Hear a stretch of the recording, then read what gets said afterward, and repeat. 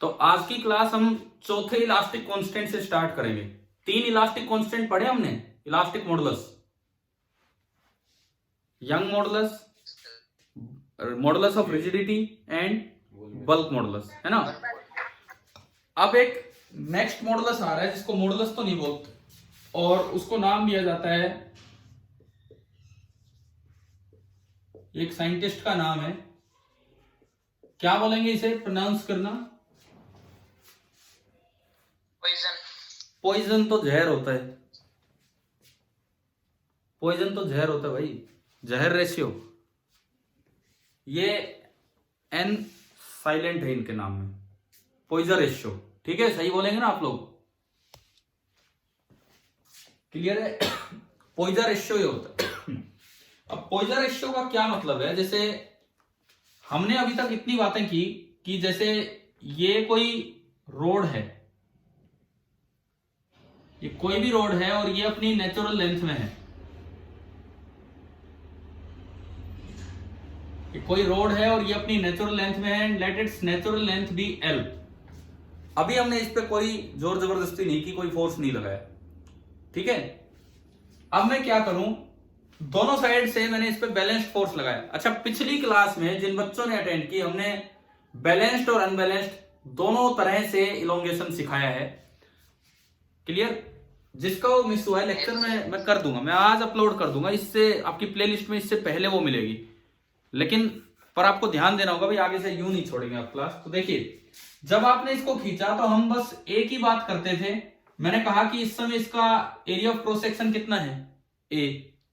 ठीक है, दोनों साइड से हमने कोई फोर्स लगाया जिसमें हल्का सा एक्सटेंशन हुआ। मेटल की वायर होती है तो बहुत भारी एक्सटेंशन तो होगा नहीं, और लेंथ बढ़ के एल प्लस डेल्टा एल होगी। डेल्टा एल थोड़ा सा है। अब जब हम स्ट्रेस स्ट्रेन सब कुछ लिखते थे तो एक चीज पे हमारा ध्यान नहीं गया, क्या हमने एरिया हमेशा सेम लिया कि नहीं? एरिया जितना पहले था उतना ही बाद में लेते रहे, बताओ, है ना भाई? क्या इसको खींचने से एरिया चेंज होगा कि नहीं, बताइए। हाँ बिल्कुल सही। कैसा होगा बताओ? कम होगा कि ज्यादा होगा खींचने पे एरिया? कम होगा, क्योंकि वॉल्यूम तो वही है ऑलमोस्ट, तो मटेरियल तो वही है, तो खींचने पे एरिया में फर्क पड़ेगा। तो नया एरिया में क्या लिखूं, ए प्लस डेल्टा है कि माइनस डेल्टा है? प्लस डेल्टा है। और इस ये तब है जब आपने दोनों साइड एफ फोर्स लगाया था, एक्सटर्नल फोर्स, और इसको खींचा था। अब अगर मैं देखूं, अब अगर मैं देखता हूं तो डेल्टा एल तो क्या होगा, पॉजिटिव, और डेल्टा ए क्या होगा, negative. Delta L is positive, delta A is negative. तो यहां पे एक और चीज में फर्क आ गया एरिया पे, जिस पे ध्यान गया था पोइजा का। तो यहां पे एक नई टर्म हम डिफाइन करेंगे जिसे हम बोलेंगे पोइजा रेशियो। ठीक है, डायग्राम बना लिया आप लोगों ने। अब सबसे पहली बात, अगर मैं इसमें लिखूं लॉन्गिट्यूडनल स्ट्रेन, जैसा कि आप पहले लिखते आए हैं, आप लॉन्गिट्यूडनल स्ट्रेन बताओ इस डायग्राम को देख के कि लॉन्गिट्यूडनल स्ट्रेन कितना है। सपोज मैं उसे, स्ट्रेन का सिंबल क्या देते थे हम, एप्सिलॉन। मैं लॉन्गिट्यूडनल स्ट्रेन को बोलता हूं एप्सिलॉन अल्फा।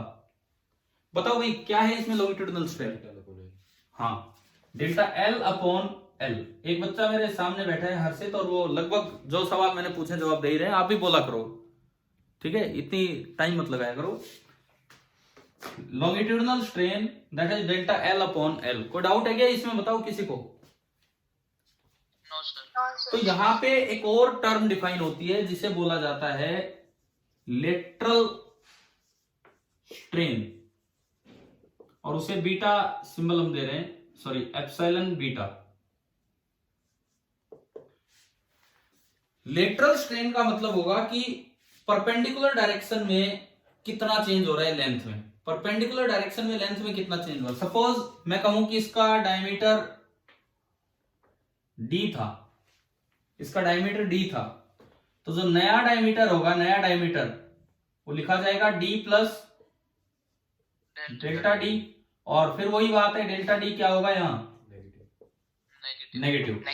तो अब आप बताओ परपेंडिकुलर डायरेक्शन की लेंथ पे क्या फर्क पड़ा, फोर्स यूं लगाया तो उससे परपेंडिकुलर डायरेक्शन की लेंथ पे क्या फर्क पड़ा भाई, फोर्स यूं लगाया, change in length delta D upon original length D. लेकिन एक चीज का ध्यान रखना है, हमने आपको बताया था पहले कि स्ट्रेन कभी भी नेगेटिव डिफाइन नहीं होता, और अगर आपने डेल्टा डी बाई डी कर दिया तो डेल्टा डी तो नेगेटिव है, तो इसको पॉजिटिव कैसे करें, हाँ इसका मोड लेना होगा, मोड लेने का मतलब है एक और माइनस लगा देंगे और इससे ये भी पॉजिटिव हो और ये भी पॉजिटिव हो। पहले तो आप ये दोनों लिख लो, लॉन्गिट्यूडिनल स्ट्रेन, लेटरल स्ट्रेन।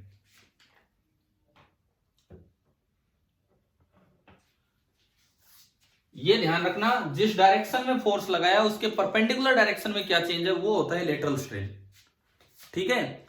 अब देखिए इसके बाद मुझे यहां से ये रेशियो डिफाइन करना है। पॉइजन ने इसी को स्टडी किया था कि इन दोनों का रेशियो क्या होता है। Lateral strain upon longitudinal strain is known as Poisson ratio. Symbol उसको भी सिग्मा दे देते हैं, हालांकि सिग्मा हम स्ट्रेस का भी सिंबल यूज करते थे, लेकिन इसको भी यहां सिग्मा थोड़ा अलग करना चाहो तो सिग्मा पी लिख दो for Poisson ratio, Poisson ratio.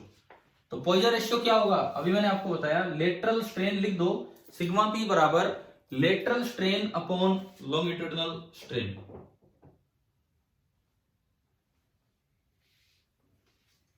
Lateral strain upon longitudinal strain. तो अगर मैं ये डायग्राम हटा के यहां दिखाऊं तो ये सिग्मा पॉइजन रेशियो जो आप बोले, लेकिन बोलना सही चाहिए। पॉइजन रेशियो की जो वैल्यू आई वो आ रही है minus delta D by D divided by delta L by L.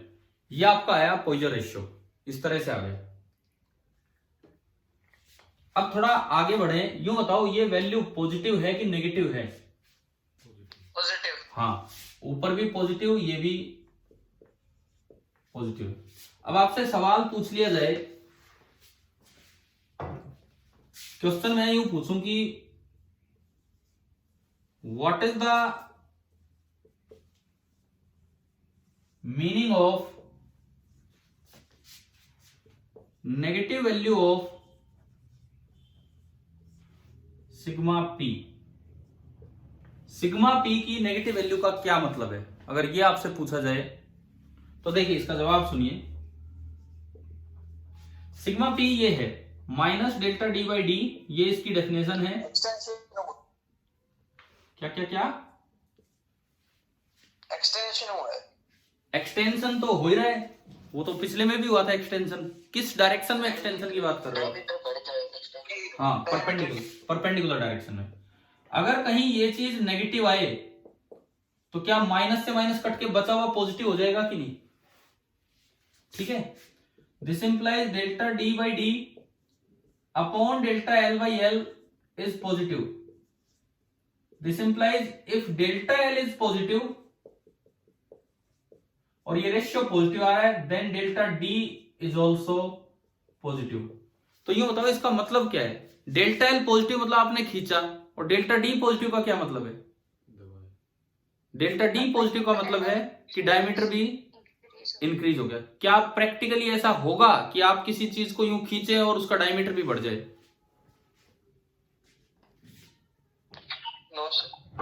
नहीं होगा। तो this is impossible, this is impossible. ये मैं लास्ट में लिखवा दूंगा, आप एक बार ये नोट कीजिए। ये जो है ना, ये इसके साथ ये नोट कीजिए। तो यहां पे अगर ये हो गया तो मैं एक लाइन बोलता हूं, वो आप लिखना।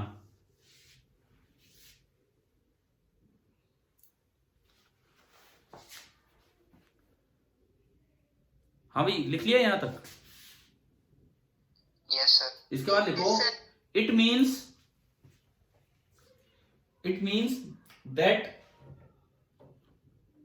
on being extended, it means that on being extended, खींचने पे, extend करने पे, on being extended the body should also expand तो body should also expand laterally, laterally मतलब लेटरल डायरेक्शन में, the body should also expand laterally which is unexpected, जैसे कि हम उम्मीद नहीं करते हैं, विच इज अनएक्सपेक्टेड।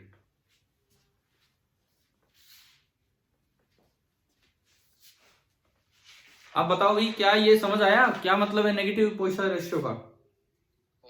तो कभी पूछा जाए क्या किसी मटेरियल का पोइजन रेशियो नेगेटिव होता है, तो आंसर क्या आएगा? नहीं होता, नहीं होता, बिल्कुल नहीं होता। ठीक है, और ये चौथा इलास्टिक कांस्टेंट माना जाता है। हमने 3 डिफाइन कर लिए, यंग मॉडुलस, बल्क मॉडुलस, बीच वाला रिजिडिटी, लेकिन ये चौथा इलास्टिक कांस्टेंट माना जाता है। तो ये 4 इलास्टिक कांस्टेंट्स हमारे हैं। क्या ये फोर्थ वन समझ आ गया?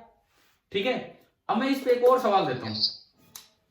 एक पहले आप एक बात सुनो, परफेक्टली इनकम्प्रेसिबल का क्या मतलब होता है?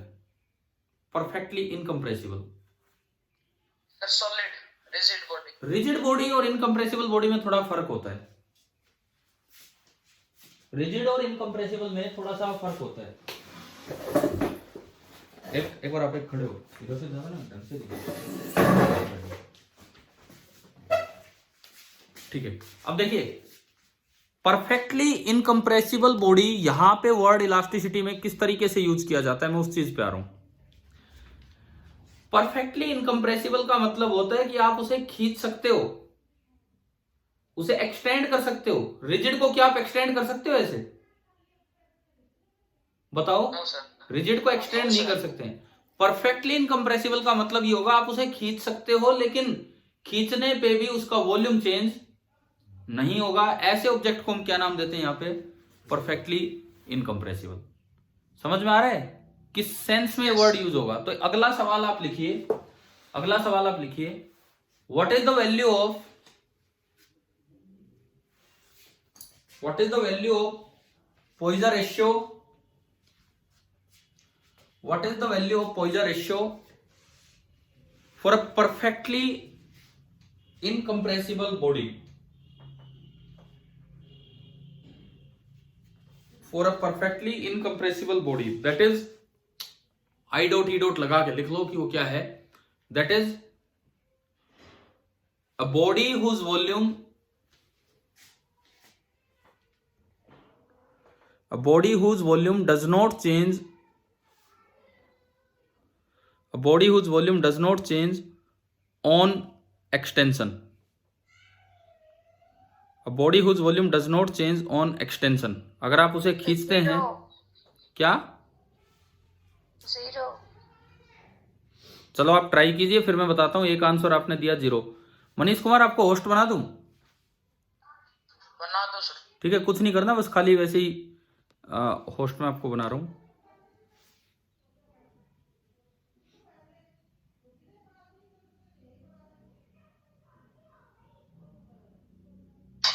Sir L upon delta value आएगी न्यूमेरिकल वैल्यू 0, 1, 2, 3, 5, 0.5, 0.2 इस तरह की। सर 1। गलत गलत गलत।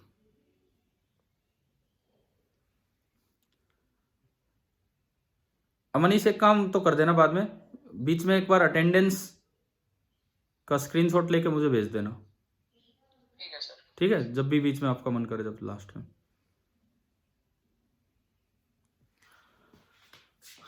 हाँ भाई देखो, मैंने एक सवाल दिया आपको, परफेक्टली इनकम्प्रेसिबल, यहां तो नहीं लिखा है क्वेश्चन। परफेक्टली इनकम्प्रेसिबल का मतलब भी बता दिया। तो हाफ बिल्कुल सही है, हाफ। तुक्का है, तुक्का तो नहीं है ना, सोल्व किया है ना किसी तरह से। ठीक है, देखते हैं। देखो कैसे देखेंगे, सुनिए। ये सपोज कीजिए मैं अच्छी रोड ऐसे बना लूं, बात तो एक ही है। ये मैंने एक रोड बनाई, मेटल की एक रोड, परफेक्टली इनकम्प्रेसिबल मटेरियल की एक रोड, और इसकी लेंथ मैंने मानी, नेचुरल लेंथ है L।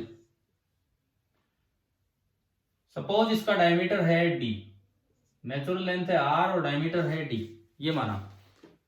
लेकिन जब मैं इस पे फोर्स लगाता हूं तो कुछ हल्का फुल्का बदलाव हो गया।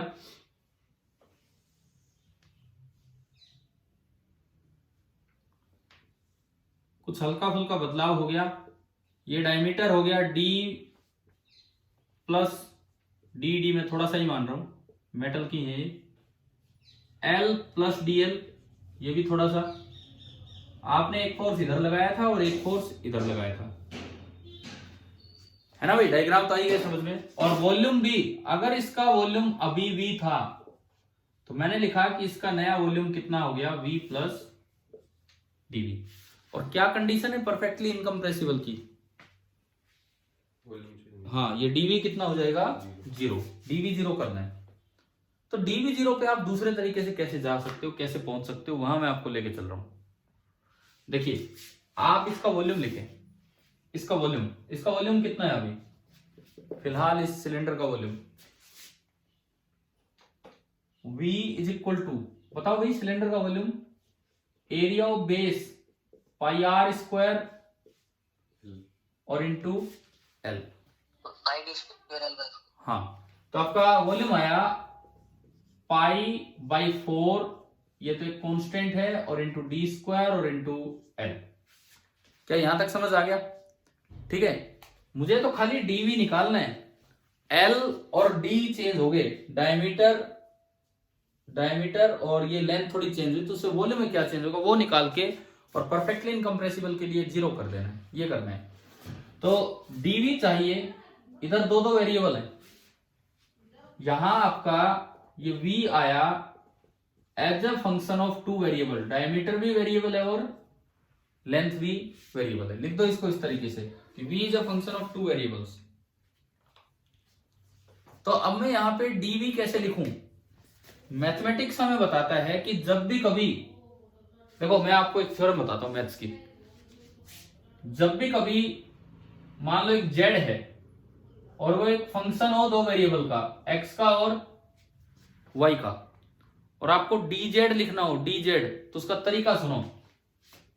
आपने थोड़ा सा बदलाव इसमें किया, x प्लस dx, थोड़ा सा बदलाव इसमें किया, y प्लस dy, और उससे मुझे चाहिए कि dz। तो तरीका सुनिए, एक अच्छी थ्योरम है जो कहीं भी काम आ सकती है। dz मुझे लिखना है कि कितना होगा। मान लो z कुछ भी दे रखा है, एक बार आप खाली x में चेंज कीजिए, केवल x में, y में मत कीजिए। अगर मैं y को कांस्टेंट मानूं तो x में चेंज आपने कितना किया है, उसके कोरस्पॉन्डिंग z में चेंज होगा। ये पार्शियल डेरिवेटिव पढ़ेंगे आपने पीछे कभी भी, कभी वर्क में कहीं आए हों? अरे वो कंजर्वेटिव फोर्स और उसमें ना, यानी इसका मतलब है z को कांस्टेंट मानते ना, सॉरी y को कांस्टेंट मानते हुए x के रेस्पेक्ट में आप क्या कीजिए, डिफरेंशिएशन और इनटू dx, प्लस सेम अगली चीज बनेगी curl z by curl y और इनटू dy। ये एक थ्योरम है मैथमेटिक्स की कि अगर एक फंक्शन, क्या कह रहे हो सर? आपने सिखाई हुई है। अच्छा, ये थ्योरम की हुई है पहले। अगर नेट चेंज निकालना हो, नेट चेंज x में भी थोड़ा चेंज है, y में भी थोड़ा चेंज है, इसको याद रखना बड़ा आसान है। एक बार खाली x में चेंज करो, खाली x में अगर खाली चेंज इतना होता तो z में चेंज इतना है, x में यूनिट चेंज तो z में चेंज इतना, और x में असल चेंज कितना है, dx, तो z में चेंज होगा curl z by curl x into dx। Simply unitary method की तरह। सिमिलरली y के कोरस्पॉन्डिंग चेंज ये, तो ये पूरी एक थ्योरम है जिसे शायद टेलर्स थ्योरम भी नाम दिया जाता है। +2 तक मैथ्स में यूज नहीं होती, लेकिन फिजिक्स में यूज हो जाती है। ठीक है, तो अब इस चीज को यहां अप्लाई करवाओ। v दो वेरिएबल का फंक्शन है, v दो वेरिएबल का फंक्शन है और मुझे लिखना है dv। क्या करूं बताओ? मैं एक बार ये डायग्राम अपना हटा रहा हूं यहां से, ये वाला dv लगवाओ वो theorem, partial derivative of d ना, partial derivative of v with respect to d into ये, plus partial derivative of v with respect to l और इंटू ये। बताओ भाई, ये समझ आया कि ये थ्योरम कैसे लगाइए? ठीक है, अब पार्शियल डेरिवेटिव यहां से निकाल दो, वो आपको निकालने आते हैं। एक बार ये क्लियर करो, सभी बच्चों को ये पॉइंट आता है ना कैसे हम कर रहे हैं ये? ठीक है। पार्शियल डेरिवेटिव हर्ष आप बताओ, आप बाद में आए थे इस बैच में, पार्शियल डेरिवेटिव निकालना सीखा है? Yes sir. ठीक है, यस सर। ठीक है। तो वॉल्यूम का जब डायमीटर के रेस्पेक्ट में डेरिवेटिव करोगे तो एल को कांस्टेंट मान लो, तो एल कांस्टेंट है तो π/4l तो बाहर आया, और डायमीटर का रेस्पेक्ट में कितना होगा? डी स्क्वायर का 2d। ठीक है, आप बोल दिया करो जो भी जवाब हो 2d, और इनटू है d ऑफ d प्लस, अब वॉल्यूम का डिफरेंशिएशन करो L के रेस्पेक्ट में, तो D को कांस्टेंट मानो, तो π/4 इंटू डी स्क्वायर तो बाहर गया, और L का डिफरेंशिएशन कितना होगा L के रेस्पेक्ट में?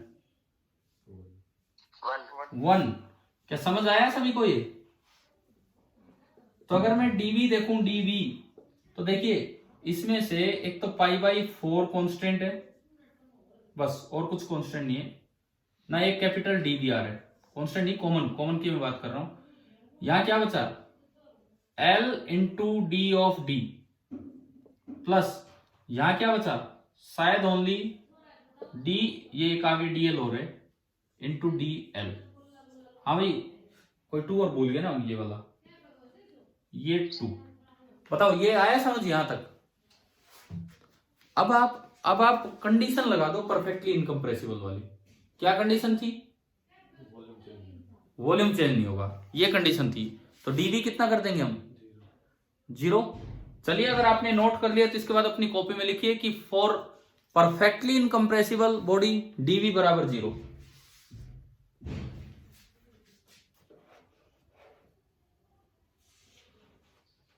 क्या करना है सर इसके आगे? इससे आगे हमें क्वेश्चन क्या था ये पढ़ो। क्वेश्चन में क्या कर रहे थे हम? किसके लिए निकालना है पॉइजन रेशियो? परफेक्टली इनकम्प्रेसिबल के लिए। तो उसके लिए dv कितना होता है? Change in volume on extending 0। हाँ, तो ये लिख दो कि for perfectly incompressible body dv is 0। dv को आप 0 कीजिए।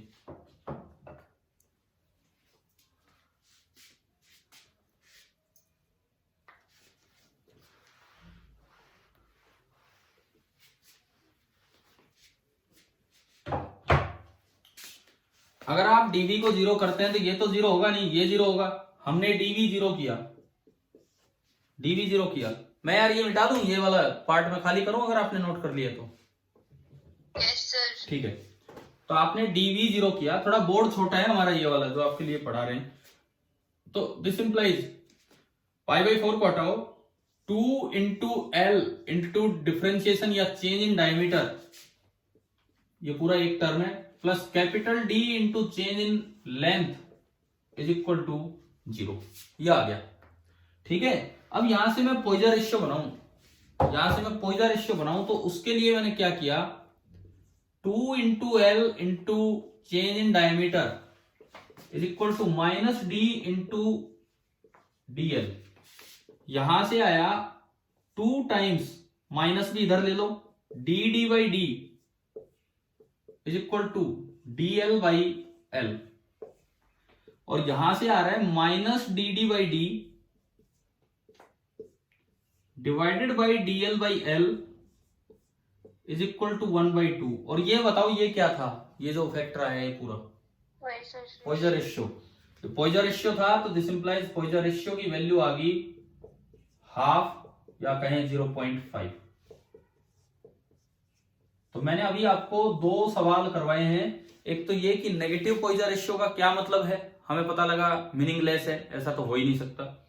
और एक परफेक्टली इनकम्प्रेसिबल बॉडी के लिए कितना होता है, तो कितना होता है 0.5। कैसे निकालते हैं, क्या समझ आ गया? ठीक है, अब इसके बाद हम कुछ रिलेशंस पे चलेंगे, इन 4 इलास्टिक कांस्टेंट्स के बीच में कुछ रिलेशन। तो नेक्स्ट हेडिंग आप ये डालिए। नोट हो गया भाई सभी का?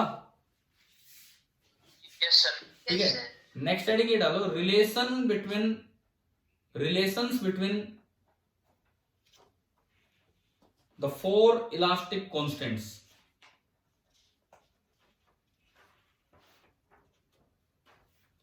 Relations between the 4 elastic constants.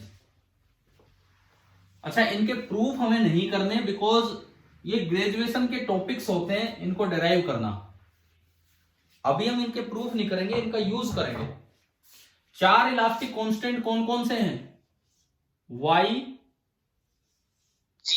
जी भी बोल सकते हो आप इसको, ईटा बोलिए, या फिर, है ना, दोनों नाम, दोनों सिंबल दिए थे हमने। तीसरा बल्क मॉडुलस, एंड चौथा पॉइजन रेशियो। ये ब्रैकेट में लिख देना कि हम कौन से 4 इलास्टिक कांस्टेंट्स की बात कर रहे हैं, ये आप लिख देना।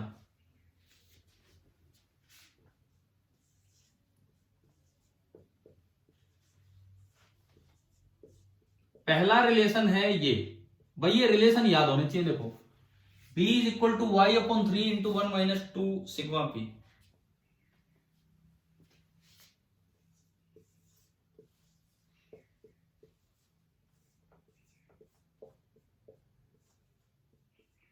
Second relation eta is equal to Y upon 2 into 1 plus sigma.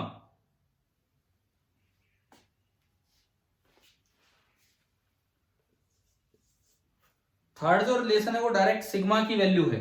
Sigma mean sigma poison,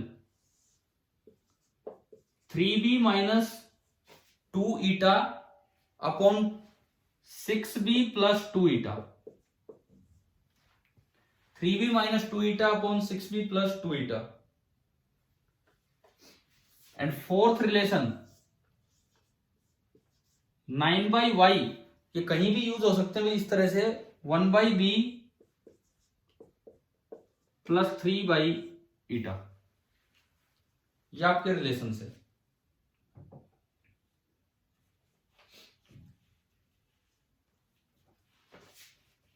याद कर लोगे ना इन रिलेशंस को? किसी भी सवाल में मतलब आपको इनके प्रूफ पे जाने की जरूरत नहीं है। कोई बच्चा अलग से ज्यादा इंटरेस्टेड हो तो मैं प्रूफ समझा दूंगा उसको जब भी दोबारा मिलेंगे तब, ठीक है? काम वो नहीं आते आपके, इसीलिए आप इतना याद रखना। अब हम यहां से एक चीज कैलकुलेट करेंगे। हमने अभी पॉइजन रेशियो का टॉपिक आज चला रखा है। हम 2 चीजें देख चुके हैं, नेगेटिव वैल्यू हो नहीं सकती पॉइजन रेशियो की, और परफेक्टली इनकम्प्रेसिबल के लिए कितनी है? 0.5, 1/2। तो रेंज क्या होगी? अलग अलग तरह के मटेरियल्स हैं, उनके लिए पॉइजन रेशियो क्या होता है। तो आप हेडिंग में डालो limiting values of Poisson ratio, मतलब कहां से कहां तक होती है लिमिटिंग वैल्यूज ऑफ। हाँ जी, limiting values of Poisson ratio.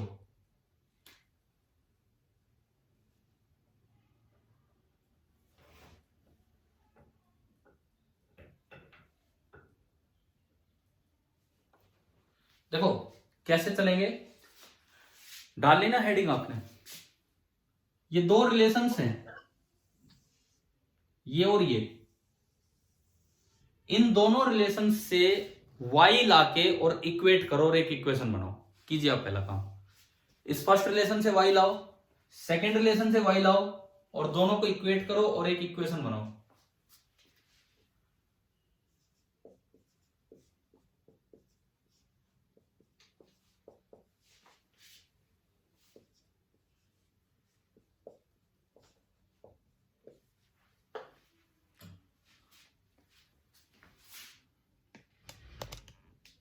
बताओ क्या ये रिलेशन बना जो मैंने लिखा है बोर्ड पे?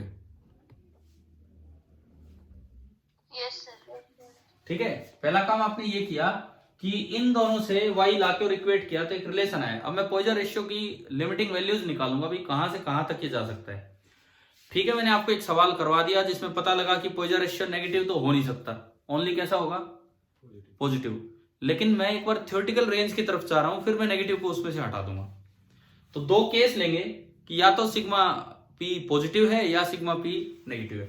यहां तक पहुंचने के बाद इसको कोई इक्वेशन नंबर डाल देना और फिर लिखो case first if sigma P is positive, if sigma P is positive. B और ईटा, इसमें जो 2 क्वांटिटीज आ रही है वो हमेशा ऐसे डिफाइन होती है कि वो तो हमेशा ही पॉजिटिव होंगी। तो इसके अंदर आप ये तो मेंशन ही कर दो,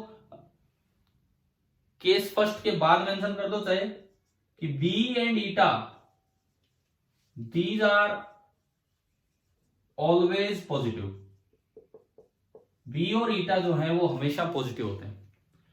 और सिग्मा भी आपने पॉजिटिव ले लिया, तो आप बताओ वो वाली side right hand side positive है कि नेगेटिव? So positive. पॉजिटिव होगी ना, सिग्मा भी पॉजिटिव है, तो this implies 2 eta into 1 plus sigma P, this is positive.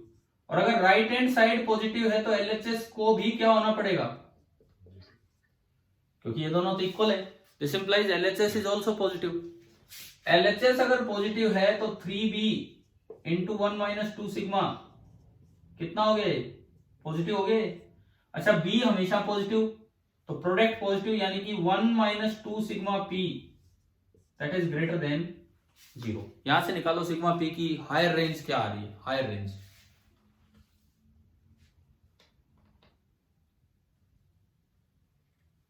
Sir half. Half. यहां से अगर आप निकालेंगे तो सिग्मा p आएगा less than half, lower than half. यानी कि जो अभी आपने क्वेश्चन लिया था परफेक्टली इनकम्प्रेसिबल बॉडी, ऐसी बॉडीज तो एग्जिस्ट ही नहीं करती हैं, रियल में ऐसी बॉडी एग्जिस्ट नहीं करती हैं जो परफेक्टली इनकम्प्रेसिबल हो, कुछ ना कुछ वॉल्यूम में चेंज हो ही जाता है खींचने पे। तो परफेक्टली इनकम्प्रेसिबल बॉडी के लिए सिग्मा मैक्सिमम होता है, पॉइजन रेशियो मैक्सिमम होता है, और कितना होता है वो, हाफ होता है। क्या यहां तक समझ आया कि नहीं आया बताओ? हाँ जी बोलिए, अपर रेंज आ गई आपको समझ, अपर रेंज, ठीक है। अब मैं लोअर रेंज की तरफ चलता हूं, ये तो मैंने सिग्मा माना था पॉजिटिव। दूसरा केस लिखो, case second, if sigma p is negative, if sigma p is negative, अब फिर से वही बात, b and eta are always positive, अब फिर चाहे मेंशन कर दो, b और ईटा जो हैं वो तो हमेशा ही पॉजिटिव होते हैं, और सिग्मा p भी आपने क्या ले लिया, नेगेटिव लिया है, सॉरी। तो इस बार बताओ कौन सी साइड पॉजिटिव होगी, LHS 3b into 1 minus 2 sigma p positive होगी, क्यों? क्योंकि ये नेगेटिव और माइनस एक बार लगा है तो प्लस। अब अगर ये साइड पॉजिटिव होती है तो उसके बराबर है, तो आरएचएस को भी क्या होना पड़ेगा, पॉजिटिव। समझ आ रहा है? ये नहीं है आरएचएस, परंतु ये उसके बराबर है, इसलिए मैंने लिखा कि आरएचएस भी पॉजिटिव होगी।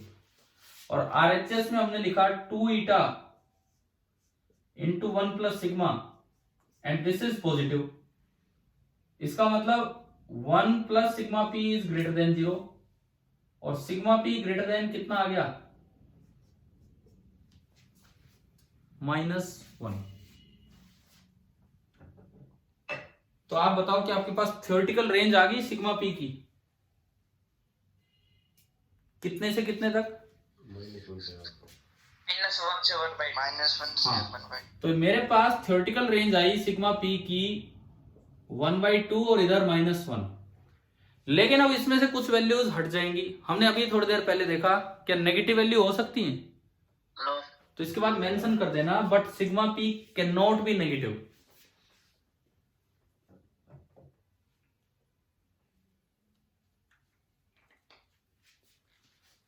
तो जो इसकी वैल्यू होगी उसकी रेंज मेरे पास आई कहां से कहां, 0 to हाफ, ये आ गया।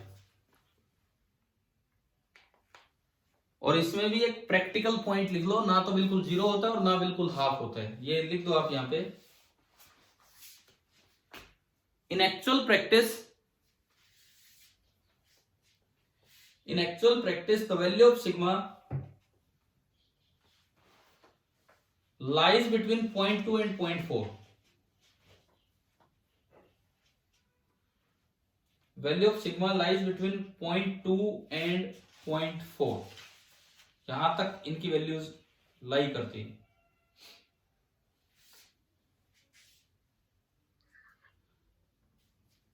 अब इसमें एक और पॉइंट आप मेंशन कीजिए कि जैसे होता क्या है कि कुछ स्पेसिफाई नहीं कर रखा हो क्वेश्चन में, तो आपको सिग्मा कितना लेना होगा, जरूरत पड़ रही है पॉइजन रेशियो की, कुछ स्पेसिफाई नहीं कर रखा तो आप उसको, चलो मैं एक 10th की बात आपको याद दिलाता हूं। 10th में ऐसे सवाल आपने किए कि एक रेजिस्टेंस है, length L, area A, resistivity rho, तो रेजिस्टेंस होती है रो एल बाई ए, पढ़ा है ये फॉर्मूला?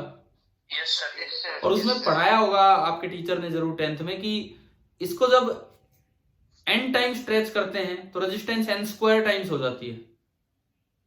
यस चल सर। अगर नहीं भी याद है तो मैं बताता हूं, हम यूं मानते हैं कि लेंथ अगर nl होगी, nl, तो एरिया हम कितना मान लेते हैं अपने आप, 1/n। a बाई n, है ना।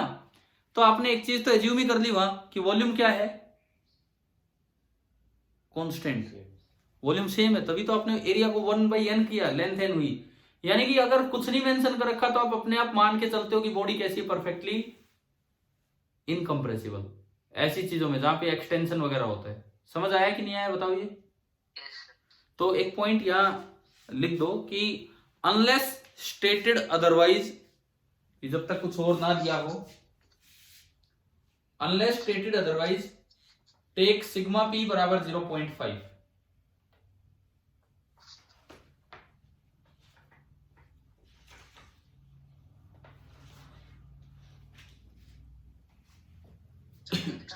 और अब आप ये बताओ, सेकंड रिलेशन में 0.5 रखो एक बार। सेकंड जो रिलेशन, 4 रिलेशन जो आपने लिखे थे, सेकंड जो यहां से मैंने हटाया अभी, उसमें सिग्मा रखिए 0.5। क्या था वो रिलेशन, eta is equal to Y upon undefined और नोटिफाइंड। 2 इंटू 1 प्लस सिग्मा, ये था। ये नॉट डिफाइंड कहां हो रहा है, 3 tie equals to y, 3 tie equal to y। तो ये ना, ये भी एक रिलेशन है। यहां से ईटा बोलिए या जी बोलिए, कुछ भी बोलिए, कितना आ रहा है, वाई बाई सिग्मा आपने क्या रखा 0.5, 1.5 का डबल कितना 3। कहीं जरूरत पड़े और कुछ ना स्पेसिफाई कर रखा हो तो जो ईटा या जी है आप उसको कितना ले सकते हो, वाई बाई 3। ठीक है, समझ आ गया। कहीं किसी सवाल में दे रखा हो मॉडुलस ऑफ रिजिडिटी, जरूरत पड़ रही है यंग मॉडुलस की, तो आप ये मानते हुए कि पॉइजन रेशियो 0.5 है, उस जी की वैल्यू कितनी ले लेंगे, या y की वैल्यू ले लेंगे 3 टाइम्स जी। बताओ भाई, समझ आ गया कि नहीं। Yes sir. ठीक है, ये रिलेशंस अपने याद रखना, इस तरह की चीजें जो है। अब मैं आपको इसमें 10th के जैसे एक क्वेश्चन करवाऊं, जो आप 10th में करते थे उस तरह का।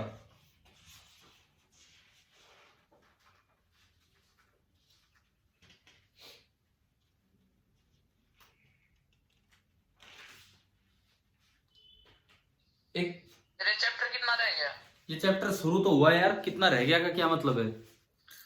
30 तारीख तक हो जाएगा सर। 30 तारीख तक करेंगे, हो जाएगा। अभी आप लोग क्लासेज में तो आइए, तब तो होगा। 1 घंटे की 45 मिनट क्लास लेनी पड़ती है स्ट्रेंथ को देखते हुए। क्लासेज में आइए ढंग से, तो चैप्टर अच्छे से पूरा होगा। ठीक है, मैं इस पे वो वाला क्वेश्चन करवाता हूं जो चेंज, जो भी मतलब रेजिस्टेंस में चेंज किस तरह से होता है। क्वेश्चन लिखो, एक क्वेश्चन लिखिए, उसके बाद ही हम आगे बढ़ते हैं। ए सिलेंड्रिकल रेजिस्टिव वायर,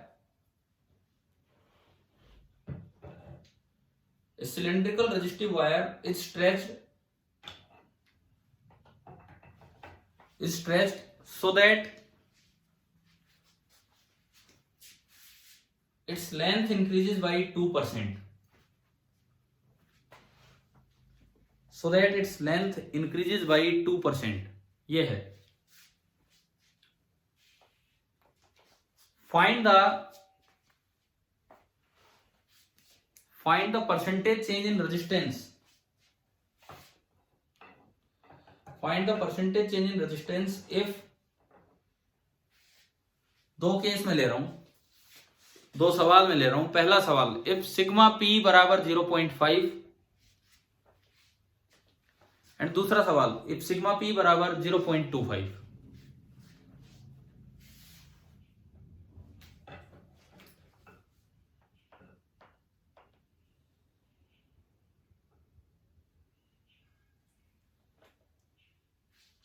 मैं आपको 10th का तरीका बताता हूं। 10th में इस तरह के सवाल कैसे आप लोग करते आए हैं।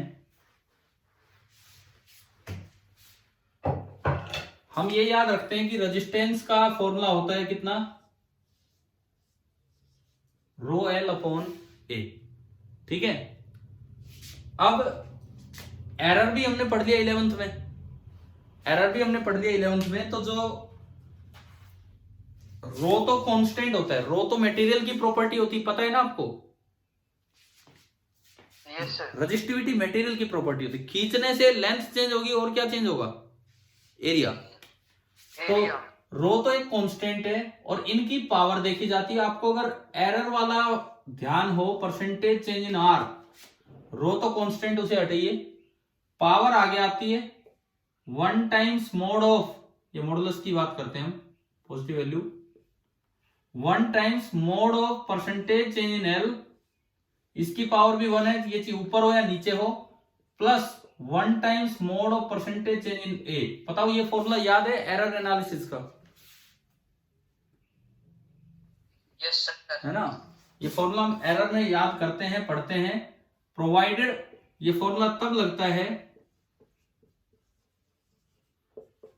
द चेंजेस आर स्मॉल, ये फॉर्मूला तब लगता है जब जो चेंज होते हैं वो काफी छोटे हों। पढ़ा है, बताओ याद आ गया एरर वाला ये फॉर्मूला।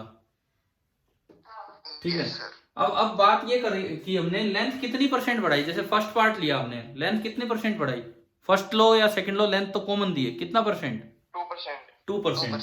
तो परसेंटेज चेंज इन लेंथ बढ़ी है 2%, तो ये परसेंटेज चेंज, इसका मतलब परसेंटेज चेंज इन एरिया कितना होगा अगर ये 2% है तो 1/2 नहीं, 1/2 नहीं भाई, ये एरिया परसेंटेज चेंज की आप बात कर रहे हो। देखो वॉल्यूम होता है area into length, 2 times decrease. हाँ ठीक है, वॉल्यूम होता है एरिया इंटू लेंथ। मैं फर्स्ट पार्ट पे आया, फर्स्ट पार्ट में सिग्मा कितना दिया है 0.5 का मतलब है परफेक्टली इनकम्प्रेसिबल। 10th में मेंशन ही नहीं करते और अपने आप परफेक्टली इनकम्प्रेसिबल मानते हैं। तो यहां अगर मैं देखूं a की पावर 1 l की पावर 1, तो percentage change in volume 1 times percentage change in area plus 1 times percentage change in length. और अगर ये सिग्मा 0.5 है तो क्या उसके वॉल्यूम में कोई चेंज होगा, नो सर, नहीं होगा।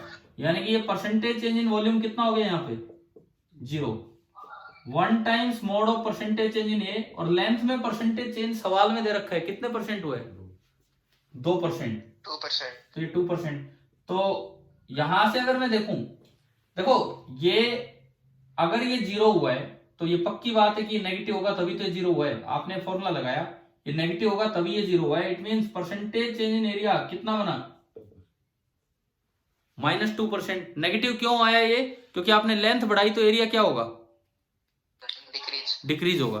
तो अगर उसमें 2% इंक्रीज हुआ है तो एरिया में 2% डिक्रीज होगा, क्योंकि वॉल्यूम क्या है आपका कांस्टेंट है। ठीक है, अब आप इन वैल्यूज को यहां पुट कीजिए फर्स्ट पार्ट के लिए, तो परसेंटेज चेंज इन रेजिस्टेंस कितना हो गया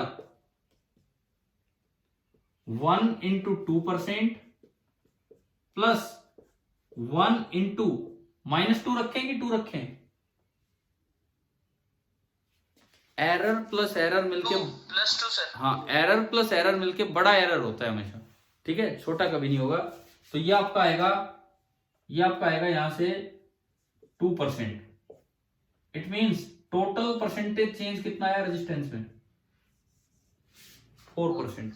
आप 10th या 12th के किसी बच्चे को ये सवाल दोगे ना, अगर आपने सिग्मा मेंशन नहीं किया पॉइजन रेशियो तो आंसर ये दे देगा। लेकिन गलती कहां होती है, पॉइजन रेशियो मेंशन भी कर दो ना तब भी बच्चों के दिमाग में नहीं आता कि कुछ अलग है, क्योंकि ये तो +1 की चीज है, ना 10th में आती है ना +2 में आती है। तो अब इस बात का ध्यान रखना होगा हमें। ये तो आप कर लीजिए फर्स्ट पार्ट, 4% ये चेंज हुआ।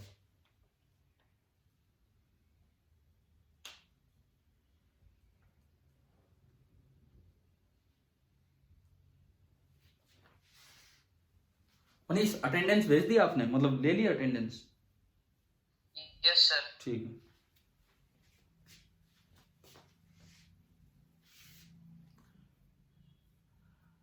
अब दूसरे पार्ट में सिग्मा कितना दे दिया आपको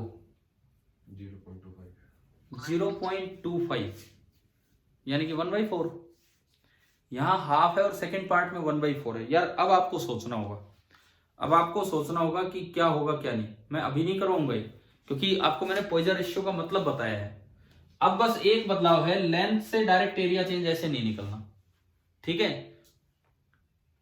अक्सर सवाल ये वाला ही करके जाते हैं बच्चे, क्योंकि वो ये रेजिस्टेंस वाले सवाल आते ही नहीं +1 में, 10th 12th में आते हैं। तो अब आपको ये ढंग से करना है, और यूं मान के चलो कि ये एक्सपेक्टेड क्वेश्चन है कि इन सवालों के साथ पॉइजन रेशियो को इंक्लूड किया जाए। करेंगे आप ट्राई? बोलिए सेकंड पार्ट। यस ठीक है, तो क्या मैं वैल्यू दे रखे सेकंड में सिग्मा पी की वैल्यू, पॉइजन रेशियो की वैल्यू? क्या लिखा नहीं, शुरू में बताया होगा मैंने। इसको पॉइजन पॉइजन मत बोलिए बार बार, पॉइजन रेशियो है। पॉइजन रेशियो की वैल्यू है 0.25, यानी कि 1/4, ठीक है। ये आप ट्राई करेंगे। प्लस पॉइजन रेशियो पे एक और सवाल मैं आपको देता हूं, मेरे सामने एचसी वर्मा बुक खुली हुई है। आपके एचसीबी बुक में पेज नंबर 301 पे क्वेश्चन नंबर 12 है। एचसी वर्मा बुक में पेज नंबर, अगर कोई नई बुक में थोड़ा अलग हो गया हो तो मुझे पता नहीं है। उस चैप्टर की एक्सरसाइज का ये 12th क्वेश्चन है। चैप्टर का नाम है some mechanical properties of matter. Chapter का नाम है some mechanical properties of matter. तो ये मान के चलो अगली क्लास की शुरुआत हम इन 2 सवालों से करेंगे। एक तो इसका सेकंड पार्ट, जिसमें सिग्मा पॉइजा है 0.25 पॉइजन रेशियो, और एक ये वाला सवाल। इन 2 क्वेश्चन से हम शुरुआत करेंगे, ठीक है। और जो पिछला लेक्चर है, जो कुछ बच्चों ने लाइव अटेंड नहीं किया था, मैं आपके लिए वो डाल दूंगा आज, और प्लेलिस्ट में इससे पहले वो लेक्चर मिलेगा। और आगे से भाई सुबह रखें फिर आपकी क्लास, बताइए। Yes sir. यार ये क्या है, बार बार कभी सुबह का नहीं कभी शाम का नहीं, इतना क्यों वो कर रहे हो? दिन में कर लो। दिन में फ्री? सुबह भाई की क्लास रहती है। चलिए जितने भी छोटे भाई बहन है ना, सबकी सुबह ही रहती है क्लास। ठीक है। चलो ठीक है, अभी मैं क्लास ऑफ कर रहा हूँ। आपकी अगली क्लास का टाइम हो जाएगा 10 मिनट बाद, तो आप वो अटेंड कीजिए और फिर हम आराम से अपना टाइम डिसाइड कर लेंगे, ठीक है। Thank you.